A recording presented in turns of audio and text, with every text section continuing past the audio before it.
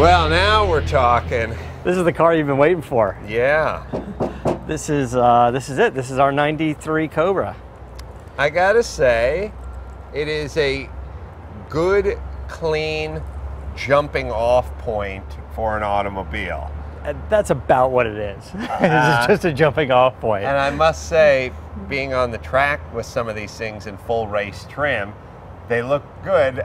Well, when you get anything in full race trim, pretty much, it looks good. But I'm sort of looking at this and I'm going, all right, I can see the potential here. Yeah. You know, got the gray leather interior, looks like new. Well, from 40, 50 feet away. So how many of these did they make? So, you know, the 93 Cobra was the first car from SVT, which is the special vehicle team from Ford.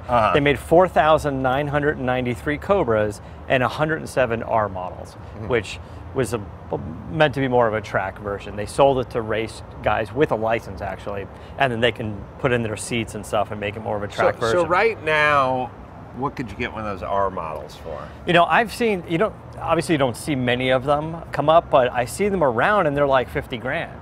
You know, some of them more. Like I've seen, the guy's never gonna get this money, but I saw a guy asking almost $100,000, but he had plastic on the seats and the window sticker in there and he didn't touch it. I still think that's way too high for that car. Right. But I think 50 grand is not a bad number for that car. And I've seen like these cars with, 500 miles on them and they've been saved for almost $30,000. So this car, which you spent $7,000 on, yes, could be a decent value, mid-level collector's item. Probably buy one in a little better shape than this. Yeah. Not everyone can wrench like you, but maybe you could get a nice, clean version of this for 12 grand. 12 to 15,000. 12 to 15. You could probably pick one up with 15 or 20,000 miles on it. And to be the kind of thing that might be worth something. Yeah, in the future. I think it would be worth it. Now, moonroof. That is from the factory. Really? It was optional on the cars. So this thing came with a what? So this is it's the 5-liter engine, but it's upgraded with GT40 heads, Cobra intake, 65 millimeter throttle body. The cam is unique. Believe it or not. GT40 heads. Yeah, that was the style, the name of the head. It's an iron head, iron block.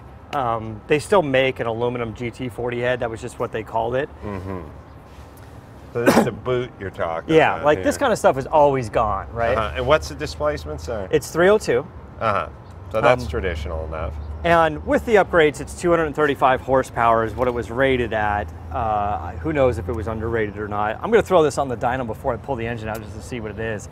Now, people know that there's a Cobra cam in there, which is similar to some aftermarket cams, but it's not exactly the same. And the pulleys are actually a little bit different on this car, which most people think are the same as the 5-liter. So I'm going to take the whole engine out. I'm going to clean it, maybe rebuild it, paint the intake, and save it, display it. Just have, just keep it.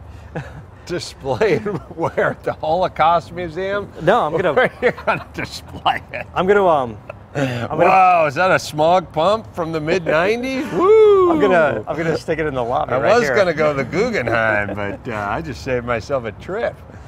All right, display it in your living room. Yeah, I'm gonna use it as a coffee table. Is this like a freeze plug in the plenum, or is this an access something, or like what? What is that? I mean, it looks like a freeze plug, like we'd see inside of a block, but it's weird that it's kind of in the plenum. I guess for a big backfire. Yeah, I mean, yeah, it's weird, right? Or right? Is that in case there's like too much pressure built up in there? Or I didn't really know what it was for. I'm gonna assume it's for Look almost into like that. Like a backfire. I'm gonna start Googling that right now. But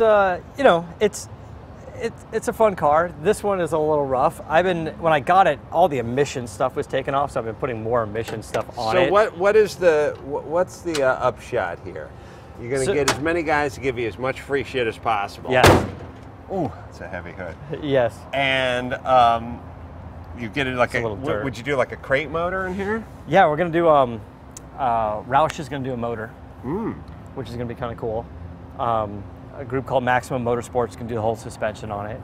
And we're gonna do something a little different with the interior. I spoke with Recaro, but instead of just doing Recaro seats, we're gonna do the whole interior by Recaro. We're gonna use different materials all over it to cover up a lot of this plastic. It'll be Now, kind of cool. when you go to the car wash, you have to unscrew. Yeah, this is probably going to get shaved off.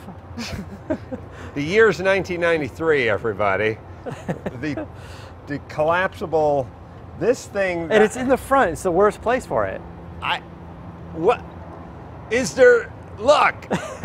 I swear I If can you hear put it. one of my twins on the engineering crew, they'd go, "What the fuck is this doing here?" It's 1993. Every other car has a retractable one, or don't break it now.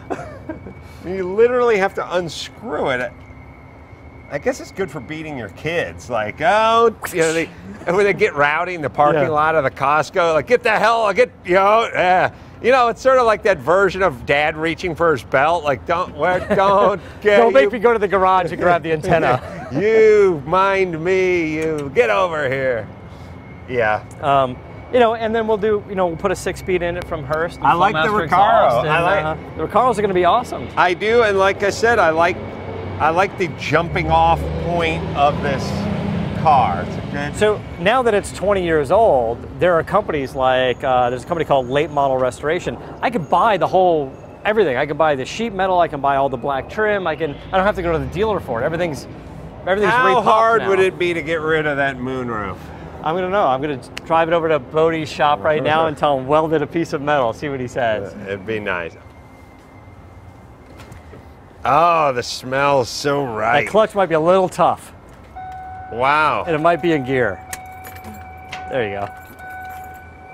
Uh-oh. Does the clutch need to be in? Yeah.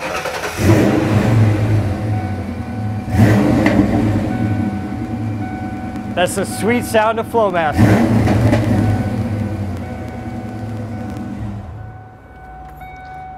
I don't know how to get the key. Oh, his key's got that stupid. It's got that button underneath. What the? I don't know what that's for. Why? I want to find a way to Why does disable only Ford it. and/or GM have that stupid? I mean, they've gotten rid of it, but like, here's the thing. Give up the Ghost. It was a bad idea in 1961. It was a bad idea in 1991. You know. Do you know why they have it? I don't know why they have it. Well, here's what I do know. When no other vehicle has it, you can't tell me that you need it. Right. I imagine it's a safety related whatever. I'll tell you the one thing they got away with, which I miss, which is the foot powered high beam button. Remember that old? Yeah, my 65 Mustang has the button down there. Yeah, that was that they should have never done away with. The antenna and the thing with that they could do away with. We would rewire that and make that the nitrous switch. Really? Yeah, hit that, click, the nitrous is on, hold on. Wow. Let up. That's awesome. All right, so Matt, we'll keep people posted on the progress of the Cobra. It looks really straight. It looks really clean. It's really not as bad as I thought it was going to be. And it looks pretty rust-free and like I said, a great jumping off point for a guy with your connections to cash in on. So, until next time, Sam Kroll for Matt the Motorator, DeAndrea saying, keep the air in the spare and the bag in the wheel.